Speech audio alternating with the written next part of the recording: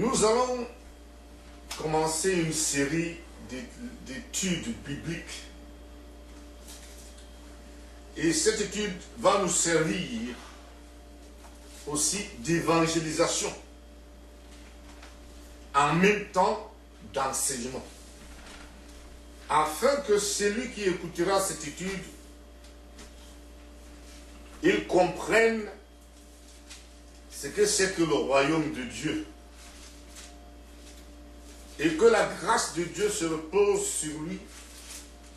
Quiconque écoute et quiconque croit, qu'il ne soit pas embrouillé demain ou après-demain, mais qu'il soit sûr qu'il a le message du Maître, le roi Jésus. Le royaume de Dieu, tel que le roi Jésus l'a enseigné, c'est ce que nous allons commencer aujourd'hui, et cette étude va nous prendre du temps. Nous allons lire certains versets dans certains chapitres de la Bible, mais j'aimerais que nous insistions sur le royaume lui-même, pour que nous comprenions le message du messager, le pourquoi le Seigneur est descendu des cieux, et la mission du rachat qu'il a amené auprès de nous, et le salut, et même la profondeur de l'explication de son salut envers nous. Nous n'allons pas tellement passer trop de temps dans la commodité ou la méthodologie. Nous passerons le temps dans la compréhension des termes utilisés par le Maître dans le langage que nous parlons aujourd'hui. Le Seigneur Jésus-Christ, dans sa prédication, a parlé du royaume, et rien que du royaume, et encore du royaume de Dieu. Ouvrons nos Bibles dans le livre de Matthieu. Matthieu chapitre 4. Nous allons lire un verset, le verset 17. Celui qui trouve, il peut lire. Dès ce moment, Jésus commença à prêcher et à dire: repentez-vous, car le royaume des cieux est proche. Amen. Amen. Le royaume de Dieu est proche. Le commencement de l'œuvre de Dieu, c'est-à-dire du Seigneur Jésus-Christ, était le royaume de Dieu. Il fut un homme envoyé de Dieu, le grand prophète de tous les prophètes de tous les temps, annoncé par Malachie. Certains prononcent Malachi. Il s'agit de Jean-Baptiste. Il précéda le Seigneur, quoiqu'il ne fût pas Seigneur. Lui aussi, au commencement de son œuvre, de sa mission sur la terre, a prononcé les mêmes mots. On peut les lire dans le livre de Matthieu, chapitre 3, du verset 1 à 3. Celui qui peut trouver, il peut lire. Le livre de Matthieu, chapitre 3, du verset 1 au verset 3.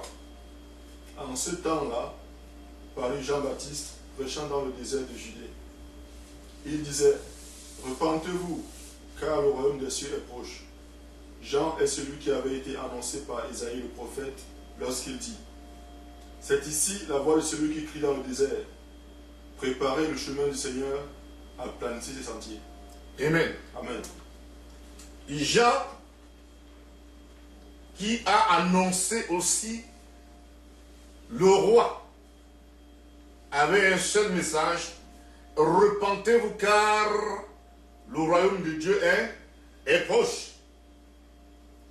Nous allons aussi lire le prophète Jacob, le fils d'Isaac. Il a aussi parlé de celui qui devait venir de ce royaume. Dans le livre de Genèse, chapitre 49, le verset 10. Genèse, chapitre 49, le verset 10. Celui qui trouve, il peut lire. 10. Yes. Genèse chapitre 49, verset 10. Le sceptre ne s'éloignera point de Juda, ni le bâton souverain d'entre ses pieds, jusqu'à ce que vienne le Shiloh, et que les peuples lui obéissent. Amen.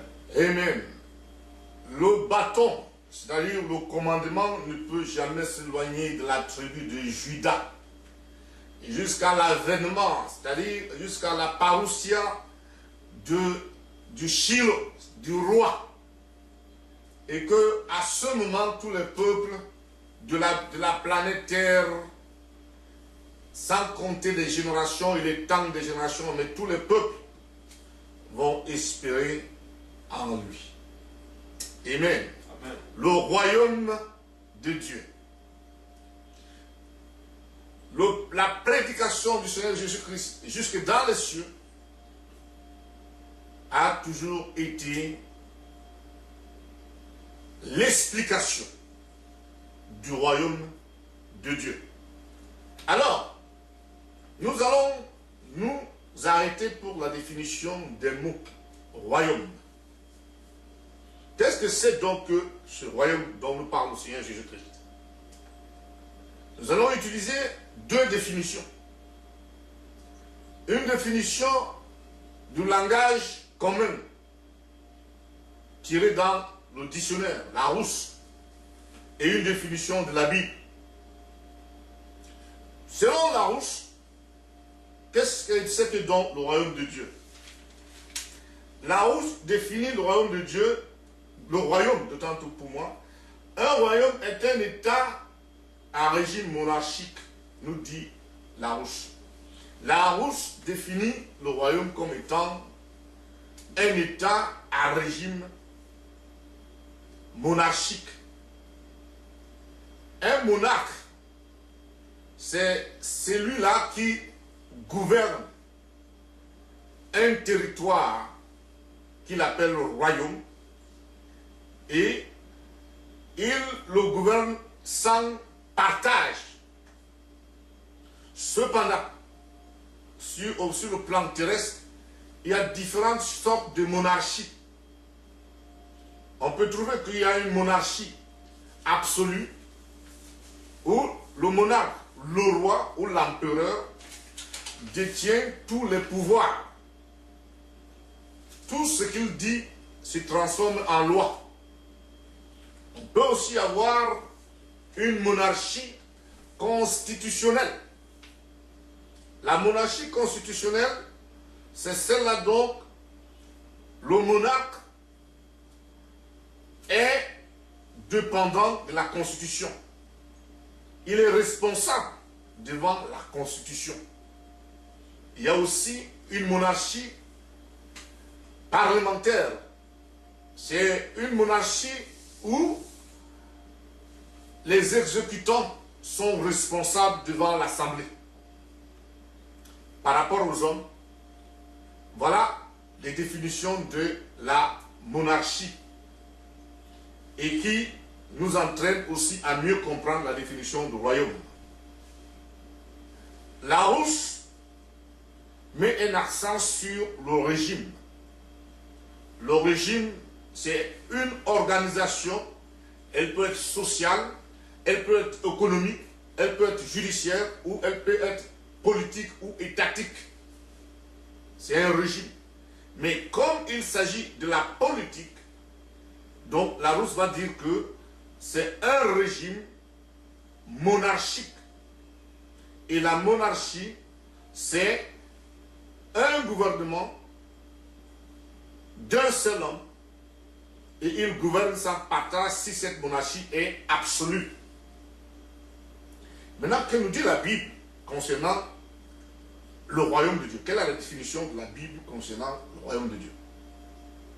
La Bible ne va pas nous donner une définition telle que le dictionnaire, en disant le royaume de Dieu est tel, tel, tel.